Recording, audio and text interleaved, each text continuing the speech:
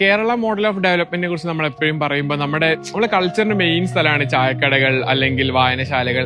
ആൾക്കാർ കൂട്ടം കൂടിയിരിക്കുക, എന്തെങ്കിലുമൊക്കെ ഡിസ്കസ് ചെയ്യുക. നമ്മളെ പഴയ സിനിമയിലൊക്കെ കാണാനല്ലോ ആൾക്കാർ ഇരുന്ന് രാഷ്ട്രീയം പറയരുത് ഇങ്ങനെ ചായക്കടയിൽ എഴുതിയൊക്കെ വെക്കുന്നത്. പക്ഷെ ഈ ഒരു കാലഘട്ടത്തിൽ ഏറ്റവും ഇമ്പോർട്ടന്റ് ആയ കാര്യം എന്ന് വെച്ചിട്ടുണ്ടെങ്കിൽ ടെക്നോളജി ആണെന്നുള്ളത് നമുക്ക് എല്ലാവർക്കും അറിയാം. പക്ഷെ എങ്ങനെയാണ് ടെക്നോളജികൾ ഉണ്ടാകുന്നത്? ഇത് അമേരിക്കയിലുള്ള ആൾക്കാർക്ക് മാത്രം തോന്നുന്നു ഭയങ്കര വലിയ ഐഡിയകളാണോ? ശരിക്കും അങ്ങനെയല്ല.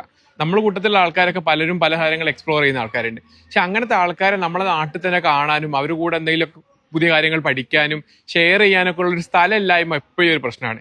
ഈ ഓൺലൈൻ്റെ പ്രശ്നം വെച്ചിട്ടുണ്ടെങ്കിൽ നമുക്കതൊരു മനുഷ്യനാണോ, അവരെ ഫീൽ ചെയ്യുന്നത് നമ്മളെപ്പോലത്തെ ഒരു ആൾക്കാരാണോ എന്നൊക്കെ ഫീൽ ചെയ്യാൻ ഭയങ്കര ഹാർഡായിരിക്കും. അപ്പൊ കുഞ്ഞു കുഞ്ഞു സ്ഥലങ്ങൾ നമുക്ക് നമ്മളെ പോലെ താല്പര്യമുള്ള ടെക്നോളജി ലേൺ ചെയ്യാൻ, ബിൽഡ് ചെയ്യാൻ, ക്യൂരിയസ് ആയിട്ടുള്ള ആൾക്കാരെ കാണാനുള്ള സ്ഥലങ്ങൾ ഇസ് വെരി ഇമ്പോർട്ടൻറ്റ്. അങ്ങനെ കൂടെ വന്നിരിക്കുന്ന ആൾക്കാരായിരിക്കും ഇവഞ്ച്വലി വലിയ സ്റ്റാർട്ടപ്പുകളൊക്കെ ഉണ്ടാക്കുന്ന, വലിയ കമ്പനികളൊക്കെ ഉണ്ടാക്കുന്ന, പുതിയ ടെക്നോളജികളൊക്കെ കണ്ടുപിടിക്കുന്ന ആളായി മാറുന്നത്. അപ്പം എല്ലാ നാട്ടിലും ഇങ്ങനത്തെ കുഞ്ഞു സ്ഥലങ്ങൾ ലേൺ ചെയ്യാനും ബിൽഡ് ചെയ്യാനുള്ള മേക്കർ സ്ഥലങ്ങൾ ഉണ്ടാവണം എന്നുള്ളത് നമ്മുടെ വലിയ ആഗ്രഹമായിരുന്നു. കാസർഗോഡ് ഫൗണ്ടേഴ്സ് എല്ലാവരും കൂടി ചേർന്നിട്ട് ഇങ്ങനത്തെ ഒരു സ്പേസ് ഓപ്പൺ മൈൻഡ് എന്ന് പറഞ്ഞിട്ട് സ്റ്റാർട്ട് ചെയ്യുന്നത് ഭയങ്കര സന്തോഷം.